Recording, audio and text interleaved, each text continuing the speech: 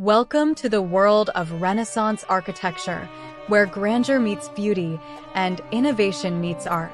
But behind every masterpiece, there's a mastermind, a visionary who shaped the course of history. Today, we're going to uncover the story of the man who revolutionized the way we build and design our buildings. So sit back, relax, and get ready to be inspired by the story of the man who changed the face of architecture forever. Artists like Michelangelo, Brunelleschi, and Da Vinci learned much of what they knew from an obscure Roman engineer who lived more than 1,000 years prior. The 16th century architect Palladio called Roman architect Vitruvius his master and guide, but little is known of the figure. We do know he was a military engineer who served under Julius Caesar in the 1st century BC, specializing in the construction of ballista siege engines.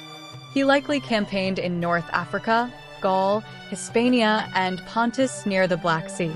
But his dynamic military career would be overshadowed by his more creative accomplishments, namely his writings on architecture.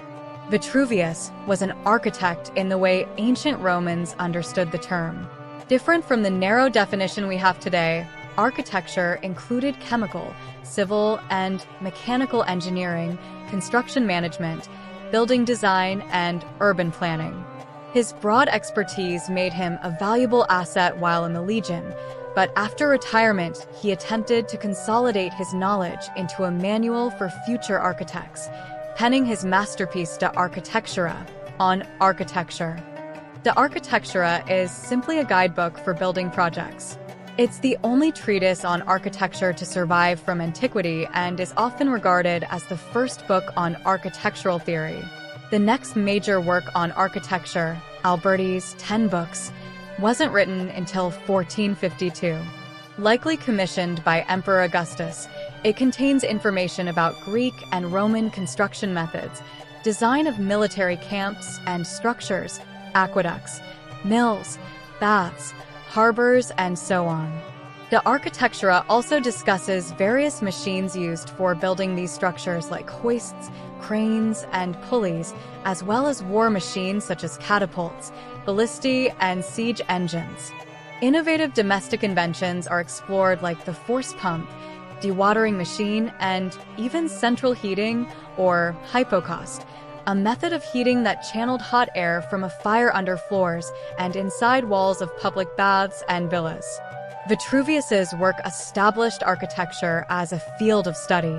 From earlier Greek texts, he created a set of rules for classical design, and later architects like Sebastiano Serlio used them to canonize the 5 classical orders: Tuscan, Doric, Ionic, Corinthian, and Composite. On a broader level, Vitruvius established best practices for all aspiring architects.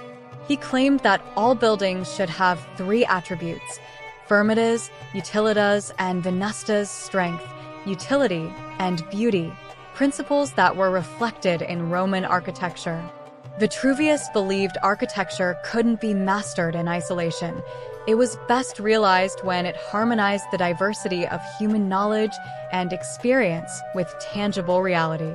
Thus, he encouraged architects to study a range of subjects: mathematics, astronomy, and biology. It's unknown how influential Vitruvius was during his own life, since contemporary references to him are scarce. In the 9th century, though, he was often mentioned by Charlemagne's scholars, and later figures like Albert Magnus, Petrarch, and Aquinas all read his work. In 1416, De Architectura was republished by Florentine scholar Poggio Bracciolini. The work soon prompted a rebirth of classical architecture as Renaissance artists appreciated its attempt to raise architectural study to a scientific discipline. Artists were not only influenced by Vitruvius's instruction in architecture, but also by his engineering notes. Brunelleschi, for example, was inspired to invent a new type of hoist to lift large stones for the dome of the cathedral in Florence. Da Vinci dedicated one of his most famous works to Vitruvius. His drawing, aptly titled The Vitruvian Man, is based on the principles of body proportions developed by Vitruvius in Book 3 on symmetry, in temples and in the human body, of De Architectura. Author Petri Liukkonen writes that Vitruvius's text influenced deeply from the early Renaissance onwards artists, thinkers, and architects, among them Leon Battista Alberti, Leonardo da Vinci, and Michelangelo. Renaissance, Baroque, and neoclassical styles all have roots in Vitruvius's work. His insistence that strength, utility, and beauty were essential to architecture created a template for the greatest building designers to emulate. And that's the story of Palladio, the mastermind behind the masters of Renaissance architecture. From Florence to Rome, his designs continue to inspire and awe us today.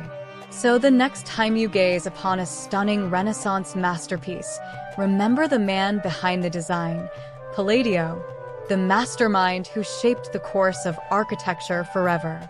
Thanks for watching Memento Solis.